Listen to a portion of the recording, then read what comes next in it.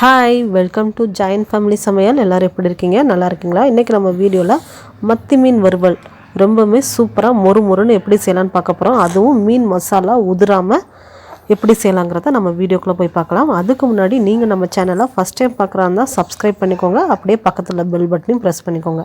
அப்போ தான் நான் அடுத்தடுத்து போடுற வீடியோக்கள் உங்களுக்கு நோட்டிஃபிகேஷனில் வந்து சேரும். வாங்க நம்ம இப்போ வீடியோக்குள்ளே போய் பார்க்கலாம் இந்த மத்தி மீன் வறுவல் எப்படி செய்யலான்னு. ஃபஸ்ட்டு மத்தி மீன் வந்து நல்லா கல் உப்பு போட்டு 2-3 தடவை கழுவி எடுத்து வச்சுருக்கோம். இப்போ இந்த பாத்திரத்தில் வந்து ஒரு 2 டேபிள் ஸ்பூன் அளவுக்கு கார்ன்ஃப்ளவர் மாவு, கூடவே ஒரு முட்டையை வந்து உடச்சி ஊற்றிக்கலாம். இப்போ இது கூட வந்து கடலை மாவு ஒரு 2 டேபிள் ஸ்பூன், அரிசி மாவு ஒரே ஒரு டேபிள் ஸ்பூன் அளவுக்கு மட்டும் சேர்த்துருக்கோம். அரிசி மாவு சேர்த்தது வந்து வீடியோவில் ஆட் ஆகலை, சாரி ஃப்ரெண்ட்ஸ். அடுத்து வந்து சிக்கன் மசாலா, பட்டர்ஃப்ளை மசாலா வந்து ஒரு பேக்கெட் சேர்த்துருக்கோம். இப்போ வந்து காரத்துக்கு தனி மிளகாய்த்தூள். இந்த சிக்கன் மசாலாலேயும் உப்பு இருக்கும், அதனால் உப்பு பார்த்துட்டு அப்புறமேல் சேர்த்துக்கலாம். காரத்துக்கு உங்களுக்கு தனி மிளகாய்த்தூள் எவ்வளோ வேணுமோ அவ்வளோ சேர்த்துக்கோங்க. சிக்கன் மசாலா நீங்கள் என்ன மசாலா வேணாலும் சேர்த்துக்கலாம்.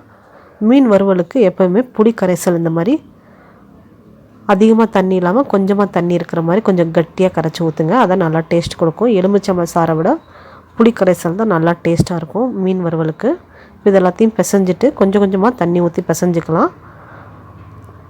இப்போ இது மாதிரி கொஞ்சம் கொஞ்சமாக தண்ணி ஊற்றி பிசைஞ்சிட்டு உப்பு செக் பண்ணிவிட்டு உப்பு தேவைப்பட்டால் சேர்த்துக்கலாம். எங்களுக்கு வந்து கொஞ்சம் உப்பு தேவைப்படுது, அதனால நாங்கள் சேர்த்துருக்கோம்.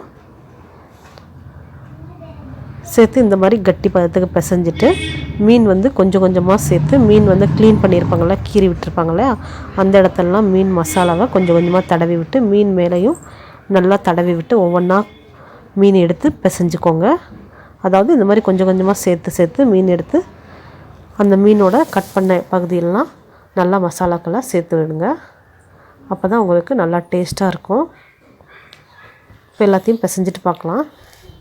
பாருங்கள், மீன் மசாலாக்கெல்லாம் போட்டு கரெக்டாக பிசைஞ்சு ரெடியாக இருக்குது. இதை வந்து வேறு ஒரு பாத்திரத்துக்கு மாற்றிடலாம். இப்போ இந்த பாத்திரத்தில் மாற்றி ஃப்ரிட்ஜுக்குள்ளே ஒரு 1/2 மணி நேரம் ஃப்ரீசரில் வச்சு எடுத்துக்கலாம். அப்போ தான் நல்லா மசாலாக்கெல்லாம் மீனுக்குள்ளே இறங்கும், உப்பு காரமெல்லாம்.